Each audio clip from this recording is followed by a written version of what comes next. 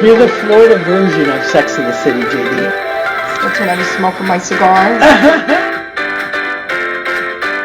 Never stop chasing your dreams. And never say never. Don't be an asshole today. Welcome to another Rainbow Remix Rewind episode. This week we're bringing you 3 actresses who starred in hit TV shows playing characters that you have come to know and love. Up first in the mix is Michelle Clunie, who played Mel in Showtime's hit series Queer as Folk. Ah, there she is. I made it. Hi. You were just talking about what a super mom you are, because we were saying we follow your. It's so hard. Let me tell you, it's first of all, I got to take my jacket off. I was going to wear this nice little jacket, but I think I'm having a hot flash. So No worries. That's not going to work. There we go. Woo. I'm a mom to an 8-year-old boy. He's so cute. He's so sweet. I got so lucky. I don't know. I did something right in my life because let me this angel. Like the other day, I was crying because it's just, I'm still homeschooling. It's been 3 years. Oh my God. Wow. Ashley and I are both like, done. We are done. We'll never homeschool again. We are like, that's it. And I just started crying. I was like, I'm so sorry, sweetie. We're going to get you in school next year. And he's like, Mom, don't look at everything you've done wrong. Look at everything you've done right. Oh my Wow. God. He's 8. He's So mature. Oh my showing God. off the wisdom. Oh, And he said that to me, and immediately it stopped me cold, because it was so true, first of all. And then I realized too, that's how I speak to him. Yeah. And so it comes, yeah. kids speak to others and they speak to themselves the way you speak to them. Yeah. That's He's true. so well-rounded. Like it seems like he travels so good and he does karate and he's got the great line, these great observations. Dingers. I'm talking like one time he walked through the living room too, and he has this I don't know if it's like an inner Betty Davis or but he walked through the living room. He goes, lies, lies, all lies. And I was like, it must just be like in the DNA to be dramatic, that kind of Exactly. the love of drama. I remember when he was I think he was 2.5. He was just starting preschool and he was in the den and he was looking for the remote control and he was running around. He goes, where's the Margaret Cho? Where's the Margaret Cho? And I thought he was saying Margaret Cho. And I thought, and I thought, God, my son wants to know where Margaret Cho is. I said, it just must be natural, that he's born into, this like knowingness of Margaret Cho. And I figured it out. I know it sounds silly, but I figured it out. He was saying remote control, but Oh man, that's funny. Kids, I love it. I love just the little dips and dabs that you post with them, it's fantastic. How do you find it? Like, was being a mom something that was always in the cards? Always. Oh, I had a plan. Oh no, I wanted to have kids by the time I was 30. You know how you're a teenager, you're like, oh, I'm gonna have an Oscar by the time I'm 30, and then I'm gonna have a kid, I'm gonna get married, and then I'm blah blah blah blah blah blah. Right. Then life happens and some things turn out better than expected. And some, and I always wanted to have a child. And I just, I think my last real chance in like a more like whatever you want to call it, getting married and having a child situation was with this guy I was living with for 5 years, and I couldn't do it. We were set to get married. I pulled the plug. I got cold feet, and I realized that I would be miserable. He just really got on me for like everything I did. Meanwhile, I was paying for everything, and I thought to myself, you know what? I'm going to die in this. I'm going to die in this relationship, and so. After 5 years, I just said, I can't marry you. I'm sorry. And I hope he doesn't listen to this, but I was dying. And I think that it's okay to do that. It's okay. I always tell whoever comes to me, my nieces, younger women, I'm like, look, if you're it's okay if you're going forward and you just take a left. Yeah. It's Yeah. okay. You got to go with your gut. You got to go. Yeah, I woke up one morning and I had an elephant on my chest and I felt like I was having a panic attack and I said, you gotta go. And that was that was that. That. You got to go. Did you Oh, have a I problem love about it. that? Was he like, oh, did he like give you a problem? Like, you're killing me. I don't want to leave you. And, It was not sometimes- pretty. It was not pretty. I mean, he was pissed. He was pissed. And as is usually the case, nobody wants to look at what they've done wrong, right? I'm not a perfect person, but I do feel like I can be like, God dang, I fucked up. Like we were talking about the America we grew up in, there was a time when being a gentleman was valued. My father Right. always said, Right. you have to be a gentleman for those moments when you feel like being anything but. Yeah. And so like there's a value on that. And I don't see that anywhere. Coming back. No. I don't see people, I was in Beverly Hills the other day. I had to take Dashiell to the dentist. And I mean, people are just cutting each other off. Nobody smiles. It's Yeah. just like, I'm like, oh, give me a fucking break. Your problems are not that big. Some Right. people have real problems. You could, at the very least, you could be a gentleman and you could smile.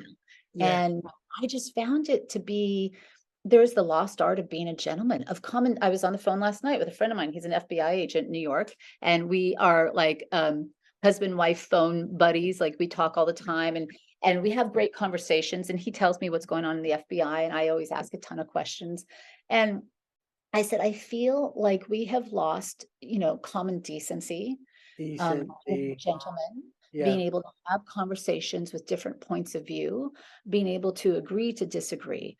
And it's so frustrating to me. And it's so heartbreaking to me because as you're talking about your father, my father was a gentleman and he believed that you're a stand-up guy and you do the right thing. And when I say that, I'm talking about women too, gentle women. That you just do the right thing and you do right by people and you don't try to cheat people and you're a person of your word. And there's like all these like ethics that I grew up with that I just thought they're inherently American because I grew up in Right. America. So I thought this is just kind of like who we are. We're not here to cheat people. We believe in standing in line. Yeah. We don't rush something and try to like, go like this. We believe in a queue, we have, that thank you from, England. And it's democratic, right? To stand in a line, to be fair, to all these things that I just feel are breaking down. And I guess that is when you see a society breaking down is when you start to lose those manners. But I do see something with this generation. I don't know if it's because they have access to YouTube, but I see a lot of scientific knowledge. Yes. All like mini scientists and they're talking Yes. about planets, marine biology, the ecosystem and the Amazon. And, I'm thinking, and like you said, I'm like, I don't think I thought about that when I was 8 years old. No. I think Oh my the God. internet It is was a big like, part of the internet. I kept thinking to myself, right why can't I make a living playing volleyball? Like that wasn't even an option. Or, like it never crossed my mind to think about a sports scholarship or my goal was to just get out. I hated being at school so badly. Anybody leaving? Anybody got a car? Who's driving? Like I was dancing my way out of high school. I was like, you were dancing. I love dancing. I still to this day, I love dancing. I love dancing. That was how you got started though, wasn't it? Yeah. Like putting the door through dance. Dancing. My mom took me to my first dance class and I was like bitching and moaning. And then I took it and I couldn't stop. I was obsessed with dancing. I went on to do, tap, jazz, modern, ballet. And I remember it was like the week before I was graduating high school, my friend Joe had left Portland. We were both apprenticing with the Keith Martin Ballet Oregon Dance Company, and he'd moved to New York, and it was like such a big deal. And Joe called me, and he's like, I am apprenticing with the Joffrey too. I am waiting tables. It is awesome. You got to come here. And I'm thinking, oh my God, wait tables and apprentice with a Joffrey too. I don't know. It's just like, I was like, I don't know if I want to do that. That doesn't, and all I remember is I was in the studio and this older member of the company walked in and she was so skinny. I thought she was going to pass out. And I remember thinking, I can't do it. I can't be that skinny. I can't be like, there's the stuff I saw in ballet at that time was like 16-year-olds doing coke, trying to be really skinny, Yeah. smoking cigarettes, starving themselves. Anorexia, bulimia was just kind of like, that was just the norm. Yeah. I couldn't, I was too healthy. My mom was like, I'm not going to let you do any of that. You're not going to starve yourself. And so I realized quickly that as much as I love dancing, at that time you had to be a stick. And there was no way, I've always had a booty. There was no way I was going to be a stick. I could starve myself from here until kingdom come. I'm always going to have a booty. And I just didn't want to put myself through that physically, but that was the era of Gelsey Kirkland, Suzanne Farrell, and those tiny ballerinas. And now we've got Misty Copeland, and we've got a healthier, voluptuous, more, Right. womanly. Even like models like Ashley Graham, finally, like, geez, it's about time. I was just watching one of the girls I don't know if you know the series, the Dairy Girls. No, what is that? They're about Irish teenagers, and it's over here, but it's made its way to the States, because of the streaming platforms. And it's like 3 seasons, and a season over here is 6 episodes, so it goes by really fast. And now over here it's 6 episodes. Thanks, England. Thanks, Netflix. But yeah, they're all different shapes. Like the cast is, some are curvy, some are chunky, some are tall, some are thin, some are short. But one of the women that plays a nun at their school was nominated for a BAFTA, and they were asking like, who are you wearing, or whatever, and she said in her Irish accent, like, I'm going to tell you what, I am wearing a dress off the rack because I'm not going to work with a designer that won't make a dress for my body. Oh, not nominated for something. So it was like they'll come to her when she's nominated for something, but when she's not, they don't want to have anything to do with her. So she called him like right out, like right in the interview, and I was like, well done, man, well done. Well done. Yeah. Well done. Yeah. Oh, I So, like that. so I think like it's weird that we're making these teeny tiny little strides, but we need to make like such bigger ones, but we can't not celebrate the little ones. Absolutely. Yeah. No, So we've got I wish that I would have, I wish what was happening in dance was happening when I was coming up, Yeah. or even what was happening in Hollywood. I mean, like I said, it's two steps forward, one step back. But I have, like my goddaughter. I mean, I know people, girls who are 15, 16, 18, and they're making their own short films. That was not anywhere in my mindset when I was 18. In the realm of possibility, right?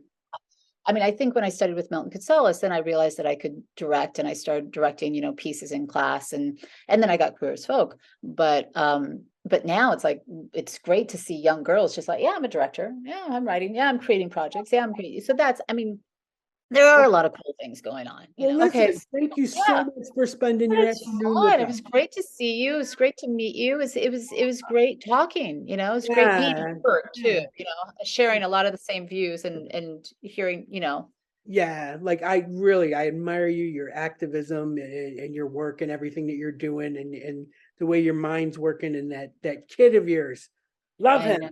I gotta tell you, I rewatch Queer as Folk very often. I go back to like, I watched it I used to watch it back when it was on, then I hadn't watched it for years, and I've been watching it again. I started it, and I don't know, I think I'm in season 3 now. You look exactly the same. Like, how you must have great genes. Like, you're awesome. Yes, it's like, except your hair is long now, but like perfect skin. Haven't aged at all. Well, my mom's genes, I gotta tell you, she is pretty tough. I mean, she finally started to have some health issues in the last couple of years. I mean, but she's 88, of course, you're gonna have something, but she is pretty tough. I mean, my dad was Mr. Invincible. He's from New Jersey. I mean, they're tough, and I thank them every day for those genes, Yeah. Well, I was watching this morning when Mel and Lindsay were redoing the attic, and they were watching the lady with the pearls that made everything seem so easy. Yeah, that's a great. So but I had to tell you that I am amazed. You look so good, and I appreciate that. I really do, because I had my agent my agent came down on me. I had to drop my agent. They were so mean to me and talking about, well, you're getting wrinkles around your eyes and yada, yada. I've never had anyone speak to me like this ever. It was just, uh, Ugh. yeah, no, I don't mean to like throw this in at the very end, but it was just really kind of shocking to me because I feel like there are a lot of women in their 50s working and they all have wrinkles. And I actually, this is the funny thing is I've always loved my wrinkles. Like I love that I laugh a lot, I cry, I let my Right. emotions. Yeah. So I've always like really loved my wrinkles. I think they're sexy. I've had men tell me, your wrinkles are what make you sexy. I mean, I think wrinkles on a woman are beautiful. And so when she said that to me, I was just kind of shocked that she said that. And she said, you look like you're in your 50s. I'm like, I am in my 50s. I'm 53. Yeah. It was really shocking. And so we parted ways and it just was really kind of mean-spirited, I have to be honest with you. And It's a she. well, it's a she, and she Yeah, also that's is in her 50s, and her partner is in her 60s, the Oh partner my in the agency. God. And no, it was really mean-spirited the way that they went about it. And it was during a time of the year when it was right before pilot season. So I had to scramble to get representation, which I did, Yeah. fortunately. And the representation I got was better and kinder and lovelier and more esteemed. They were just better. So it all turned out fine. It just, I just remember when she said that to me, and I got it. I'll be honest with you, I'm a 53-year-old woman, and I cried. I cried that night. I felt so oh my diminished and God. Yeah. hurt. I felt, and I Especially also felt, it was so shocking that she would Yeah. say that to a woman who herself is, yeah, the same age. And I didn't understand. I mean, she could have said many things. She could have said, you haven't worked, which is true because I was homeschooling during a Raising a pandemic. child. Yeah. Yeah. Yeah, and so I have no problem if you say the facts, then I'm fine. You're right. I haven't worked and I've passed on a lot of things, Yeah. and I am sorry. I should have been hustling and making you more money. I mean, I could have that conversation easily, but to attack the wrinkles on my face, it just was a really hurtful thing. And it's like the first couple auditions afterwards, I had to kind of like get that out of my head. I Yeah. had to be, Yeah. I was gonna say that'll play on your mind. oh my God, it was horrible. I was like, Yeah. oh, get that out of my head, get that, and I had to like watch a lot of like Helen Mirren and all these actresses I love, Meryl Streep, and I have to Kate remember that Winslet. I Yeah. Naomi Watts, Jennifer Coolidge. I mean, name a wonderful actress working right now. The best actresses right now are all over 50. I oh, so agree. I so agree. It I was was just watching the BAFTAs the other night when Kate Winslet won, and you know how they have that close up, when they're yeah, they come in like this. yeah, exactly. And I thought to myself, you know what? She looks better now than she did like in Titanic. Yeah, Like she just looks like just beautiful. Like she was just glowy and amazing. And I mean, I guess I haven't really paid attention to her because I always feel like in her last couple of projects, she's really played it down, yeah, yeah, looked a little downtrodden, but like the character, character. right. But to see her all made up, but still like not having work done and nothing that you go, eek, oh, look at her lips. Oh no, Yeah, yeah, she just looked absolutely amazing. And so I get it. Like I think women that grow old and do it gracefully are, to me, inspirational. yeah, Yeah, I just yeah, don't think there's anything to be um ashamed of. yeah. At Yeah. the audition that I sent her, which was to go to a producer, I was crying. I was playing a mom in my 50s, crying, and it was like an ugly cry where I was like, Yeah, yeah. but that's the role, that's the job, and right, I've never been an actress that was about my vanity. I find it so uninteresting. I Yeah. think it was Steph right, Slotty who said, right. you want That's to fall in true. love with the art inside yourself, not Yeah. yourself in the art. Like, oh, look at me. It's like, Yeah. no, what is inside you, not what is outside of you. And Right. so I feel like that's who I am. Everyone knows that that's who I am. And so I was just kind of like, I don't know, it's just so hurtful. I don't mean to like throw this in. I just It's weird because I would think that, as an agent, you would want to be supportive of your client. You know what I mean? Like, I can't imagine saying something so negative. I think her partner never liked me from the beginning. And I could never figure out why. And I probably should never have signed with them. I just knew that my main agent there really liked me for many years. And we had to be run. And so I think just her partner never liked me. I never liked her, to be honest with her. She did things I just felt weren't cool. But so it was just anyway, it's an example of how women can be diminished sometimes by other women, Sadly, by other women. Sadly, exactly. It's not always a man. Oftentimes it is, but also we have to write our stories for each other and make sure that we don't diminish each other. Right. Sometimes when it's friendly fire and it's from another woman, it just fucking hurts. Yeah, that would stick. That would sting. Yeah. But I'm glad you got somebody else though. And they're amazing. They're amazing and really doing some good work. The writer's strike happened, so things are like simmering right now, but really wonderful. I landed in a good place. So sometimes, as we say, in the rejection lies the protection. Oh, I like that. That's good. Robert Gant gave me that one. He's a wise man. Oh, Bobby Gant. Yeah. Bobby Gant. So wise. Oh, he's lovely. We had Scott. We had Scott on the show when Adoptables came out. Yeah. We surprised him by having Sharon, come in towards the end. It was really cute. Yeah, it was nice. It was so good. I love them all. Yeah, I mean, you guys are so tight knit. He had nothing but good stuff to say about everybody and how close everybody still is. Oh yeah, feels like brothers and sisters. Station 19 with Peter Page is directing, producing all that. So it's just like, oh my God, look how it all just Peter directed me in a movie, Leaving Barstow. That was fun to do something else with him. Yeah. I did a cartoon with Taya. We did voiceovers. Oh, nice. Yeah. Never really got to we weren't in the same room ever. Everything was all done, online and over Zoom and all that kind of stuff. But it was cute. Like her cartoon character was as gorgeous as her. Like, it was funny. Yeah, I played like a fat Middle Eastern manager. It's like, and she's like a young she's gorgeous. She is, but I'm like, oh my God, the cartoon character's even gorgeous. But yeah, it was fun. It was a fun little project. Okay, thank you so much for the episode. It was so much fun. Yeah, we'll do it again sometime.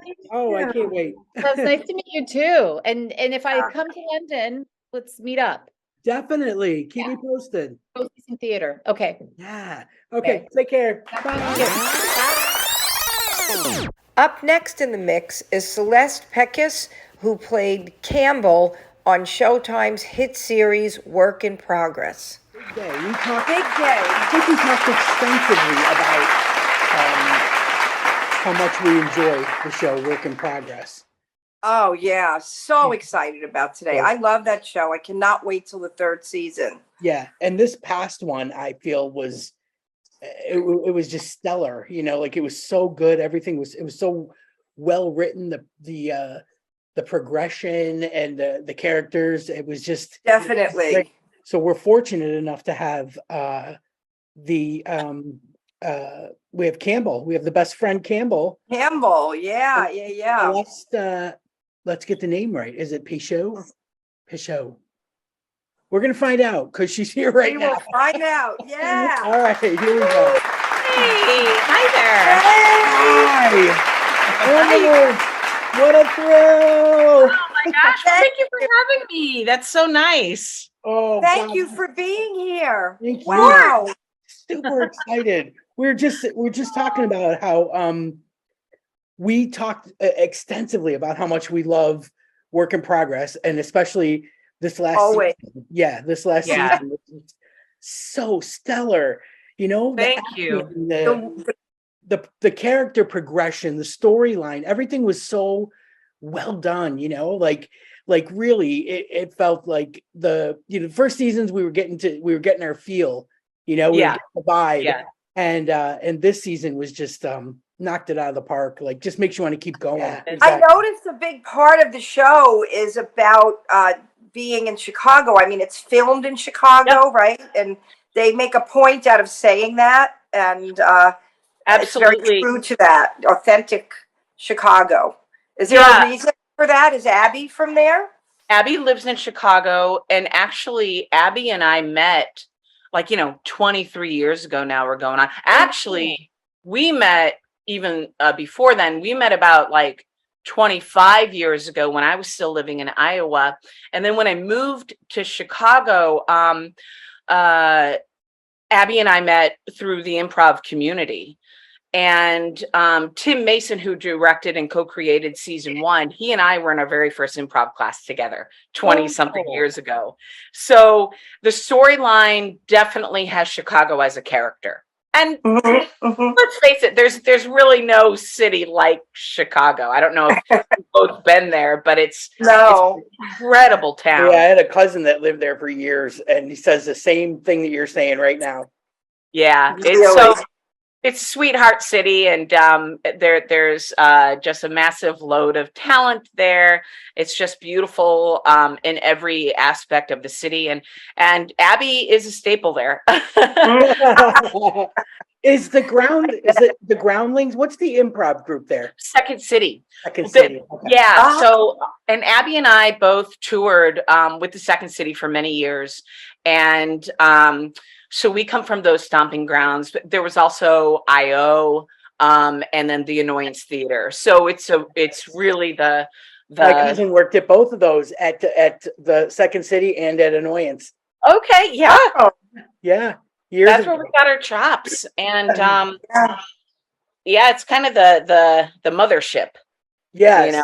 But do you feel like because of that improv background, that's why your scenes together are so authentic? Yeah, that along with just Abby and my friendship going decades back.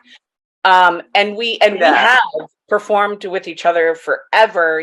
We've improvised together tons of times. And then like the directors and the writers all knew that we are improvisers. They are too, a lot of them. And so they let us kind of, they trusted us with it. But if you give Abby and me an inch, we will take that mile. But yeah, it does create more of a very relaxed, naturalistic like environment when we're doing those scenes. It comes through. It comes through so much. It does. I can't tell you how many times like I've turned to my wife and I've said, it feels unscripted, doesn't it? Like it, right? Their vibe is just they're so connected. They're like that's a huge compliment. Friends. I love the episode 2 Queens on a Queen. Oh my God, that was amazing. Because first of all, it took me a while to get what that title meant, and then me too. You got to see so much of the city, and I loved Campbell's family, and I loved the dynamic of both families, because first you visit Abby's family, and it was just great. And it's like you can see you guys have a friendship. You have this bond beyond, 2 actors working together. So it was just really so authentically great. Every part of that episode. Thank you. That was definitely one of our favorite episodes to shoot. Yeah, you can feel that. It's amazing to me how it all comes through in the work, And like what I was wondering was like, have you been in from the ground floor, or did she just say, I got a script I want you to take a look at, or were you involved in that part too? No, well, I was in at the beginning, but originally what she and Tim wanted to do was develop a web series based off her show of the same title, Work in Progress, a one-woman show that she did in Chicago and for a couple of years. And so they started developing it into a web series, but and they called me and they're like, hey, do you want to come down and like shoot a couple scenes playing Abby's best friend? I'm like, yes, it's you guys. Hello. And so I flew in. I was there literally less than 36 hours, but we shot that very first episode that premiered in season 1. That was well, when Tim and Abby started editing it, it started to feel much more like a pilot. So they continued to go with that organic, personality that it was starting to show. And so then on a whim, they submitted it to Sundance, and Showtime was in the audience. She met with them, I think it was like the following Monday, and they picked it up direct series for eight episodes. Wow. It doesn't happen like that. And so, but it was such a beautiful first episode, just with all those raw emotions, and something that we've never really seen before. And so luckily, since I was part of that story in the first episode, I carried on with and continued on with the show. I love everything that you guys touch on, from the different dynamics in a family, your blood family, your family, the trans awareness was just eye-opening. And and the highs and lows of that were incredible. And what a time to be shining a light on that. It's just it's necessary. It needs to be there. And what was so great about it, I think you're so right with the timing of it. And hopefully it will continue to progress, or that we see these type of voices come to air. And what was so, great is this is a show that is focused on someone with just a world of family, friends, the queer community, but it's not actually focused on just one, because that's how we live our life, right? Right. Our cousins, and they're not all queer. We are part of society. So we're trying to have this genuine, honest voice. But also, what truly made it magical was not only on camera, but behind the camera and behind the scenes, we had this beautiful, diverse group of directors of hair and makeup, of props, set director, everything, camera, part of the queer community, identifying as trans, gay, straight. Gosh, the pilot was done by Lily Wachowski, Tim Mason, who's a straight white guy, Abby, and so these voices can actually come together and make something really unique.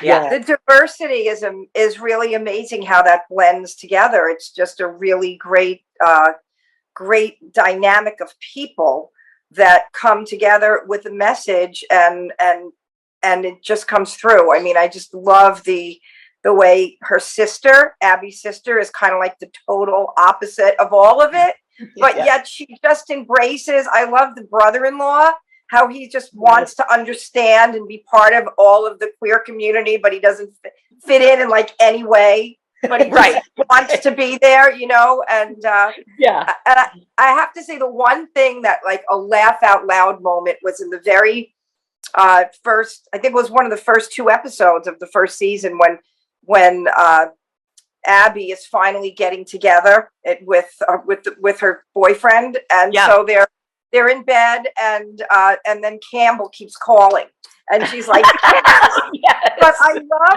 I love that Campbell sent the little GIF that says, "I will not be ignored, Dan." Fatal Attraction. Fatal Attraction. Oh my God.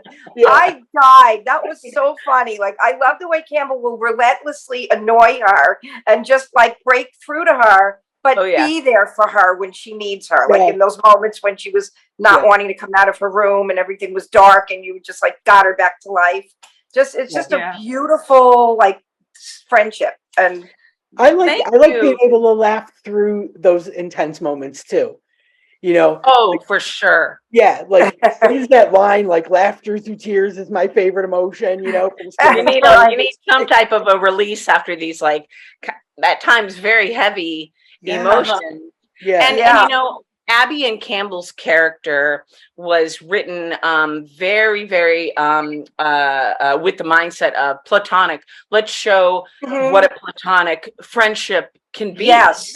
You know, and that was so important that none of the, and I know that there were questions, they're like, oh my God, are Abby and Campbell gonna hook up? And like, you know, especially in that very first, or I'm sorry, one of the last episodes of season 1, we're in the bar and Abby's kind of wasted and going nuts, and Campbell knows her past, like when she's getting to this place. And that was not really a red herring. I think it was just like, oh my God, I'm gonna have to clean up this mess. Yeah.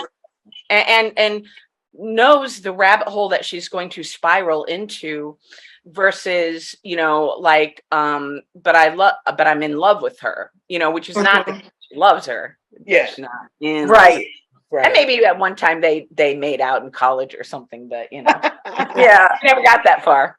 Yeah, but I like that because that's what keeps people wanting more, like wanting to know more, you know, like I feel like there's so much to get to in the next, you know, in the next season, and Right. waiting for it. And that's one of the things, you know, and everybody's gone through that, you know, like everybody's gone through that. You got your straight bestie, your queer bestie, right? And no matter who comes into the situation, they want to know the background.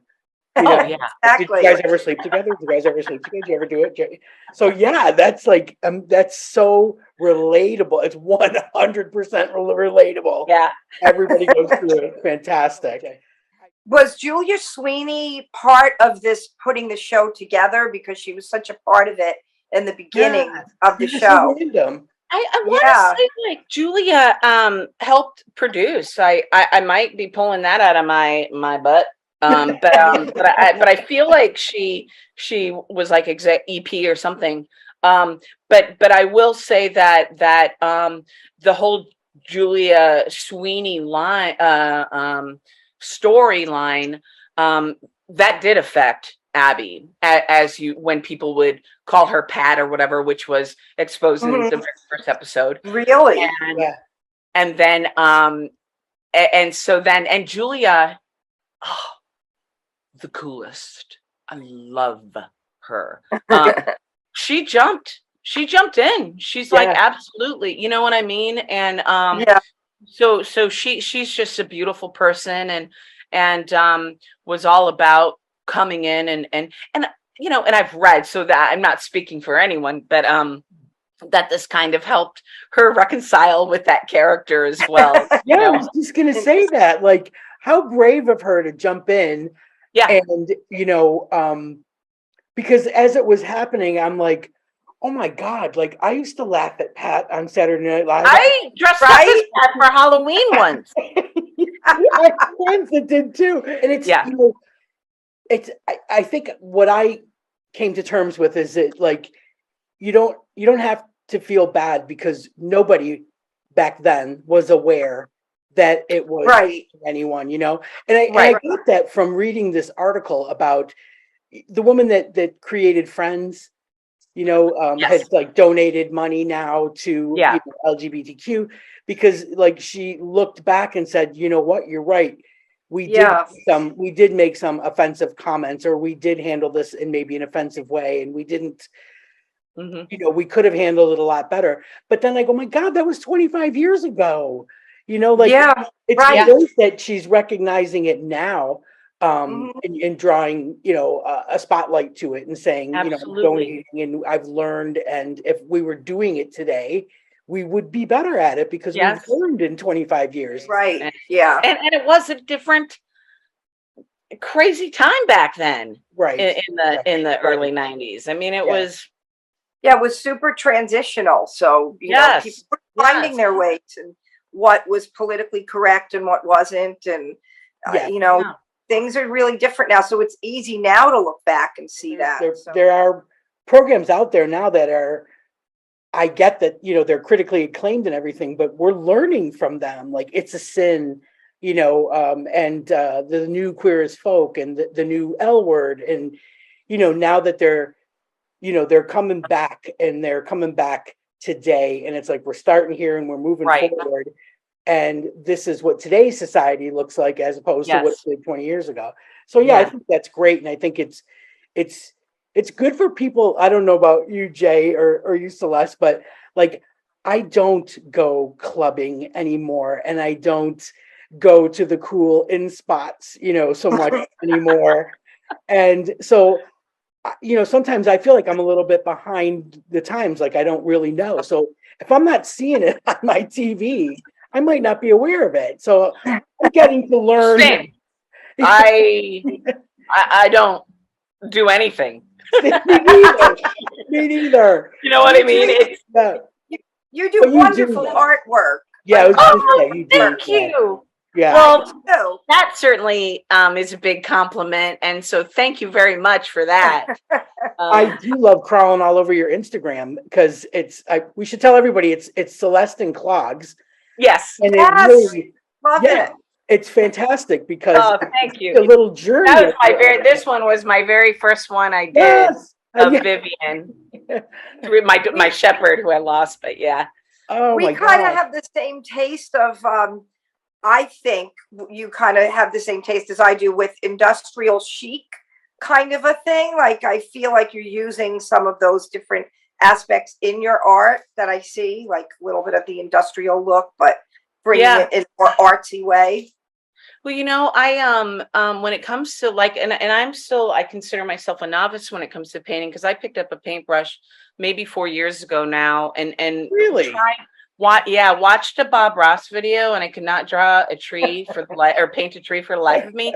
But I'm like, I know my dog, and so and then I started just messing around, and then JD, like I do definitely have like I think a significant vibe or feel to my work, and I use a lot of in my oil paintings I use a lot of cold wax, which can create that kind of crazy texture in the back, and I just love colors, and I try to that's also what allows me to make it individualized for whomever is getting a piece of it, to use whatever colors they want. But yeah. So Is the goal to like have a showing, do you think? Yeah, I think so. Eventually, I mean, I'm doing a lot of commissions right now, and could probably continue to do some for the next, month or so. And then, and I am taking class as well. So just different little projects, and then paint for the whole reason, just to paint, and then I'll see what I come up with, what type of collection it starts showing itself, and then I'll probably do a showing or something. It's a work in progress, so to speak. It's a work in progress. My grandma, my mom's mom, was a painter, and she died 25 years ago, and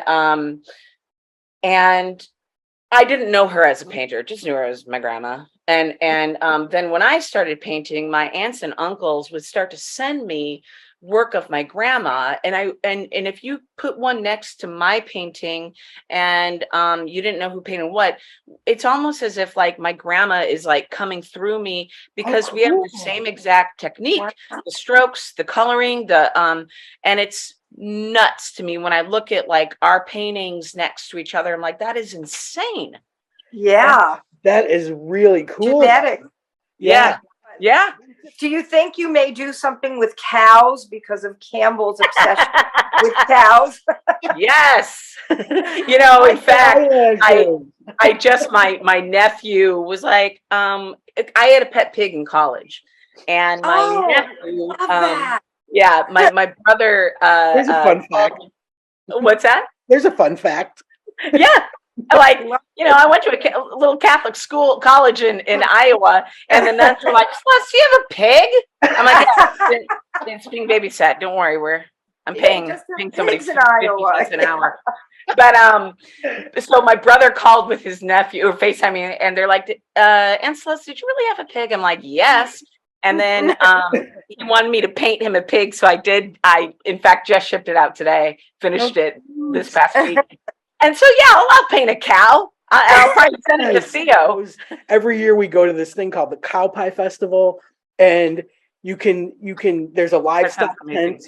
Yeah, it's incredible. There's a livestock tent where there's pigs and sheep and goats and cows and everything, and you can touch them. So I was I wanted to touch a sheep so bad, and I just I couldn't wait to reach in and just touch the sheep, and then I was like, those little farm animals are my favorite. Yeah. I always wanted to see a pig. That's funny. That was always my thing. When I went to Michigan with Judy, my friend that I sing with, she comes from Ohio and she grew up on a farm. And then her husband grew up in Michigan. So we went to this small town in Michigan, and I said, do you think I could see a pig while I'm here? Because they thought that was the oddest question of all the things I would want to see. So cityfied. We're cityfied. They actually knew someone who had pigs, and I got to see a pig in real life. Yeah. I love pigs. Pigs are my favorite growing up. I have, I'm looking around, I'm like, oh, Celeste. Maybe I am hitting a little too close to Campbell with her cow. Did you come up with the cow idea for Campbell, or who came up with that? I think the writers did. But I knew a lot of the writers too, and they knew me. And so we wanted to keep Campbell, a lot of her truth similar to mine, Iowa, things of that nature. But yeah, so I think they came up with Campbell's obsession over cows. Which I love them. I'll take it. I love cows. Man.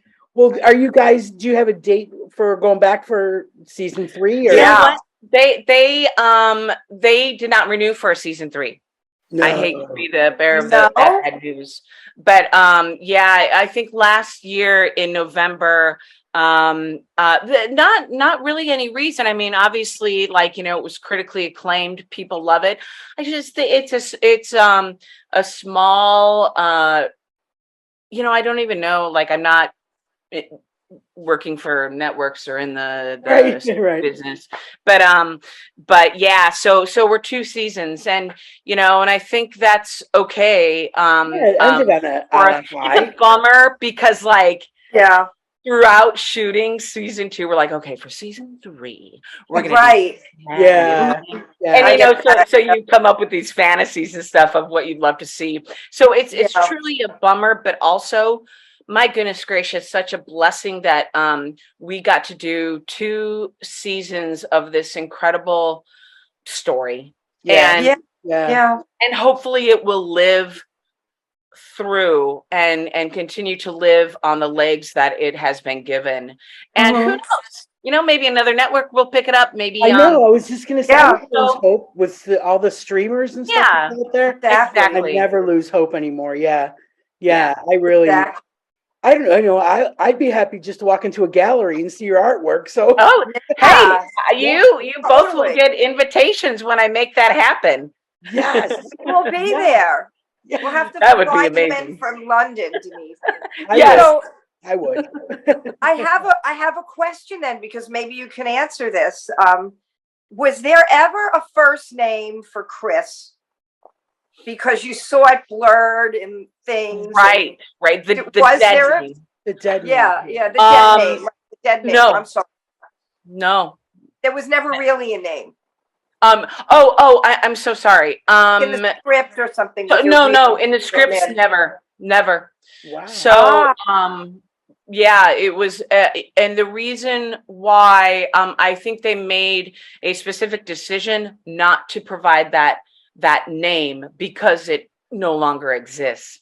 So I think, it made it, you understand. So the situation still existed, obviously, which haunted Abby. Right. But we wanted to make sure that, again, living in the truth and having the respect of who Chris is, that was a specific choice. Yeah. That's great. We'll never know. That was a really good. We'll never know. Yeah. Really good. I think so too. Yeah. Are you? Do you have anything coming up aside from the Yeah. Yeah, What do you got? I'm, Tell us. I mean, we're just a working actor, like seeing what comes next is usually what that means. Praying, knocking on wood, but hitting up those auditions. I have a couple commercials running right now, a couple episodes that are just came out this year. One, Maggie on Hulu, and I just saw that. I was flipping through Hulu just now. Okay. episode 2, and just doing what I need to be doing. So we'll see. We'll see what hits next. Well, we're keeping our eye on you. You are on our radar. Yes. Not in a stalkery thank weird way, but you're on our radar. Not in a weird way, not in a scary way. Either way, I'll take it. That's fantastic. Well, we're gonna let you get back to your day. Thank you. Yeah, I'm going to bed, Jay. Yeah, you're in London now. It's probably like what, 10? Almost 11. Oh my gosh. Like an old lady. Oh, well, thank you for taking your time, both of you, for taking your time to talk with me. We feel honored. We feel blessed. Yeah. Yeah, thank you so much. It was 2 a.m. I happened to just look at my Instagram because I was working on something and I was trying to get pictures. And I said, let me see if there's one on Instagram. And I saw your message and I'm like, oh God, Celeste got back to me. And I was traveling and I'm so sorry that it took me forever. Because then, like, if you ever get caught in that moment, it's like, if you're like, okay, I got to remember to respond to that. And then you get like 7 more messages and then it's gone. Yeah. Oh, I hear you. And then you're like, can I get back now? Is it weird? Like, should I wait to Lisa up? No, I'll wait till later. I'll wait till she wakes up. Because I know you're so respectful. I'm the complete opposite. I'm like bugging her at like 7 a.m. And you can. I'm just so glad. That's why it's like when you gave me the list of, I'm like, let's do Friday. I'll take the first one. I'm excited to do this. I was so happy. Yeah, like I told you. Anytime she wants to do it. Today? Anytime. Well, you both are a joy, and I just thank you so much for spending some of your day with me. Oh, well, thank you. Thanks honestly. For being with us. Okay, listen, we're keeping an eye out. Yes, and I'm gonna follow. I think I've. Do I follow both of you? I don't know. I'm gonna. Okay. And the Rainbow. I'm on it. We will message. We'll message you to make message me. Yes. Okay. Cool. Thanks again. See you guys. And last but not least in the mix this week is Michelle Bonilla, who has appeared in hit TV shows such as 911 Lonestar, The Rookie, Grey's Anatomy, and Batman Caped Crusader.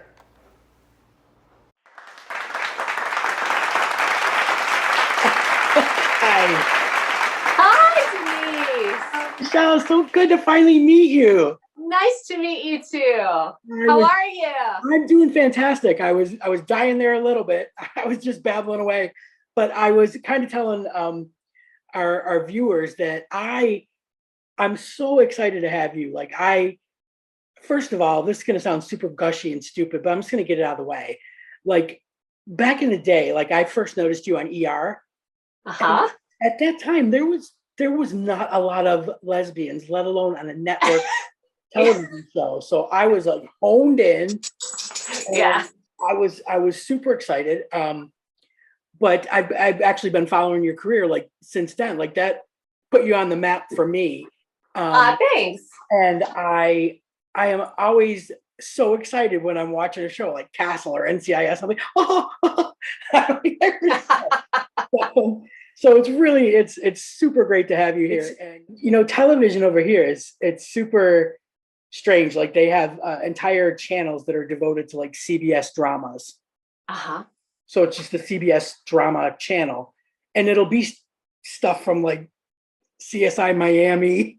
I mean, like you guys must have a lot of my Dr. Quinn Medicine Woman's airing. We do. I didn't know you were on that. Now I'm gonna start watching. We do. We have a Paramount channel that plays Heart to Heart, Charlie's Angels, and Nash Bridges, which is just like, it's just like one era to the next era to the next era. I did a Nash Bridges too. I heard they're making a movie. So yeah. it's amazing over here. They're a little bit behind, but the stuff that's current is the stuff that's big in the States. But we always have to wait until the season over there ends before ours starts. Sure. And if you're on social media, every spoiler is blown. You know everything that happens, and then you're just waiting for it to come back. Like I watch all the Chicago's. So I'm well aware of everything that's happened this season, and now we're just waiting to get it, but because of social media and I see it, I probably should just unfollow all that kind of stuff, but can't really be a fan if you're not following. So what I did notice on social media was that you made a short film. Yes. In the middle of a pandemic. In middle of a pandemic. Well, just a little backstory about that. I mean, my short is called I Just Wish You Told Me. And it's the second project that I've written and starred in and produced. But this is the first time I directed my own project, which I really am excited about. Yes. And it's based on a little bit of reality. 5 years ago, my partner passed away. And yes. And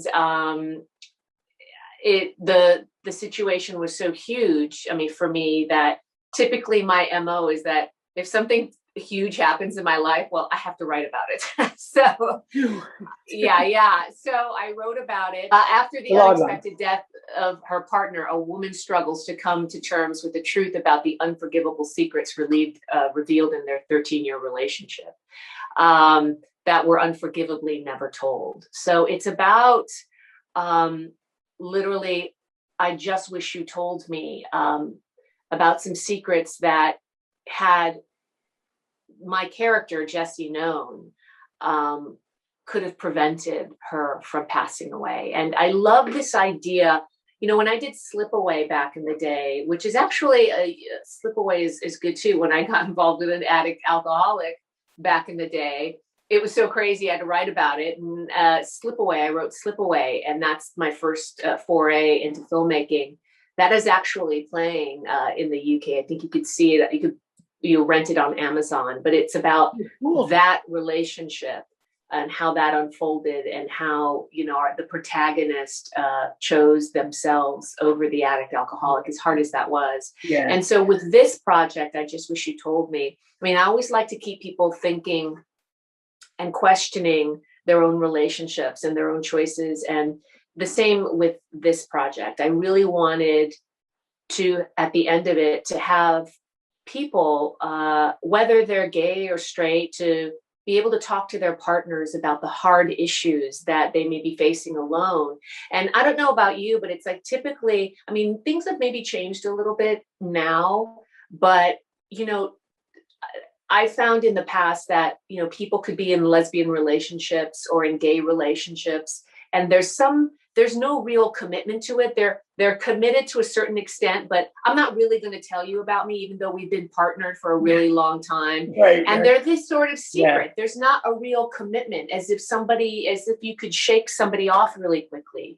Right. And with this story, our characters, Jessie and Karen, Dana plays Karen, my partner, and they've been together for 13 years, and to not know the truth about that person because of whatever they're experiencing, whether it's fear, whether it's denial, whether it's an uncomfortability to just express the truth to your partner, that in the end these things can go horribly wrong. And so it's about how well do you commit to this other person you're really with, And so I always like to bring that question up, and I would hope that there's a big sense and dialogue exchange between whether, a girlfriend and boyfriend, husband and wife and wife, husbands and husbands, Because I think it's universal. I think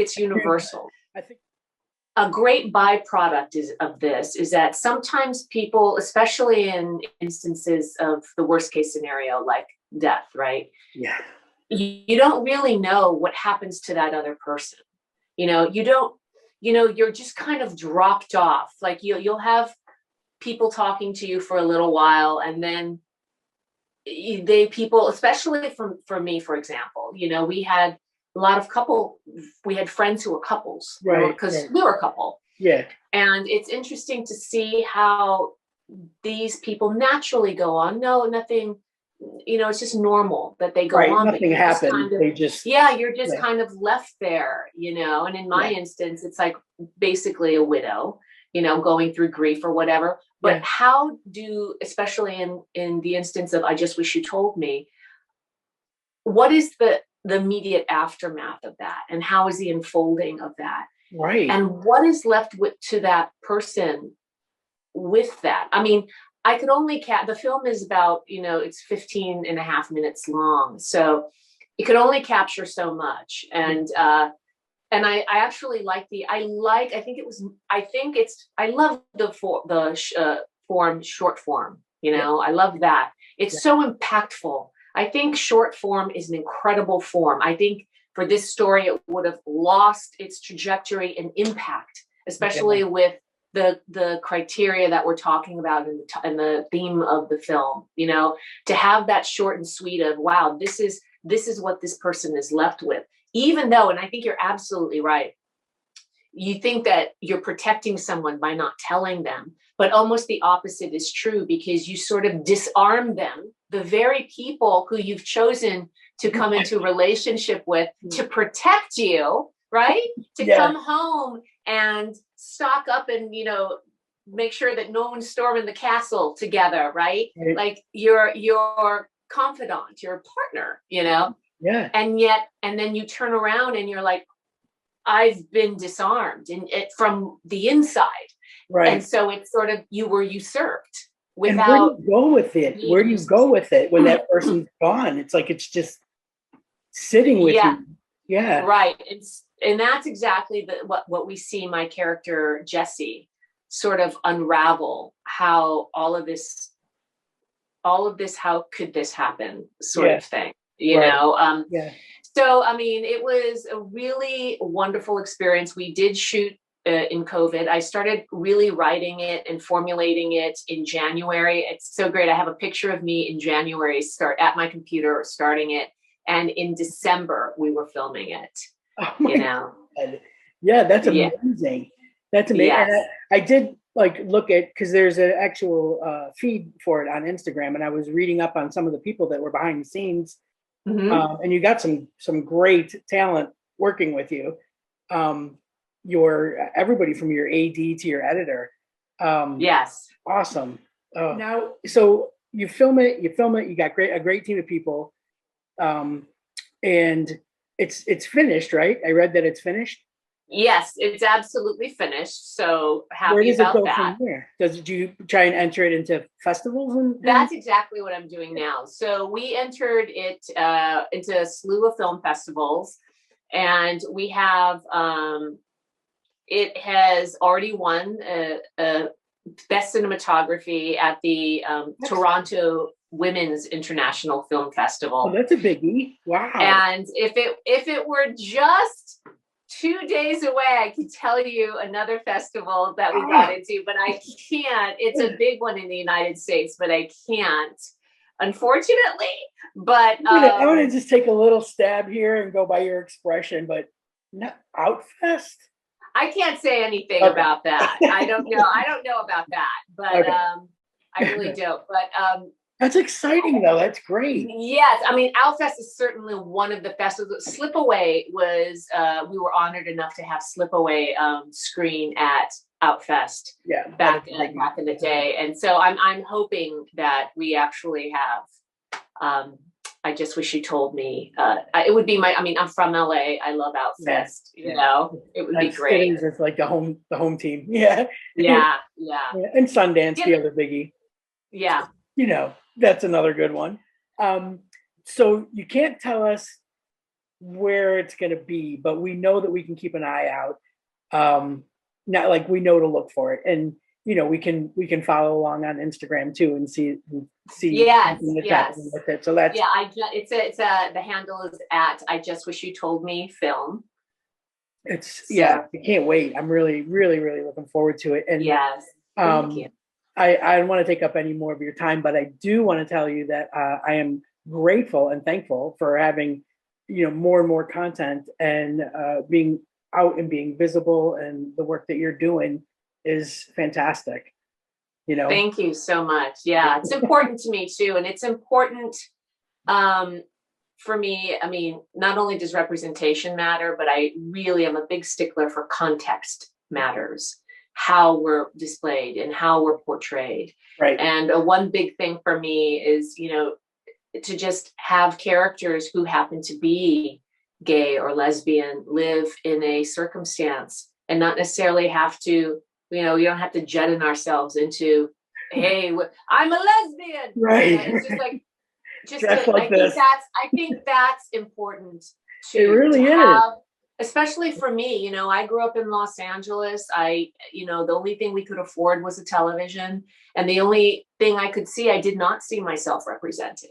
So it's a big deal to see people of color, Latin people who also play lesbian or gay characters, transgender characters. Yep. I think that's a really big, just to have them live in a situation and not necessarily knock people over the head with their sexuality. Yeah, just slip us in. We're just normal folks. Just slip us right in. Because I believe that's an equally powerful statement. And if I like to make content like that, and I really hope that I'll be able to do more of it. I'm stepping in on the director's helm more, and now you got that under your belt. Like, geez, I love it. All the avenues are open for. That's fantastic. It's great. It's really, like I said, I think when I watched ER, that was one of the first times that I saw on a regular net. You didn't have to go to a cable channel, and it didn't feel like dark and dirty. It was just, hey, she happens to be a lesbian. She happens to be a lesbian, and it was just so normal and natural. It wasn't a huge deal, and I think that's what it just felt relatable for the first time, and it was context. Yeah, again, so relatable. People talk about the L word and everything being groundbreaking, queer as folk being groundbreaking, and that's all well and good, but there weren't many chubby, sweaty lesbians in the L word. So I was like, I'm watching, I'm liking it. I don't see myself. So it is just a matter. I mean, it's important, isn't it? It's important to identify and to pull yourself up out of that, and be able to say, there I am, and not a weird, there's just me doing this and this. I feel relatable. I feel like I can relate. And I think, especially in television, that's the power of television. Yeah. Right. So these things matter. You're so right. And we will leave it at that. It was fantastic having you on. I'm so glad you were able to do it. We'll be following. Yes, and if anyone wants, they can follow me on Instagram at the Michelle C. Bonilla, or on Twitter at the MC Bonilla. My website still exists. What's that website? MichelleCBonilla.com. Perfect. Thank you so much for joining us. Have a great afternoon. Denise. Take care. Bye-bye. Bye-bye. And that's a wrap for this week's Best of Rewind series. Thanks for listening, and we'll see you next week. Why do you always run back to the lover you once knew? You're addicted to her touch, that's true. My addiction. And I confess, my addiction is you.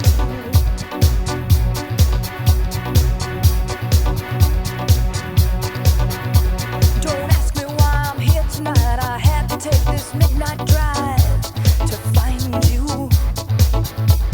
And as I come in through the door, I see her dancing on the floor beside you. Why do you always run back to the lover you once knew? You're addicted to her touch, that's true. And I confess, my addiction is you.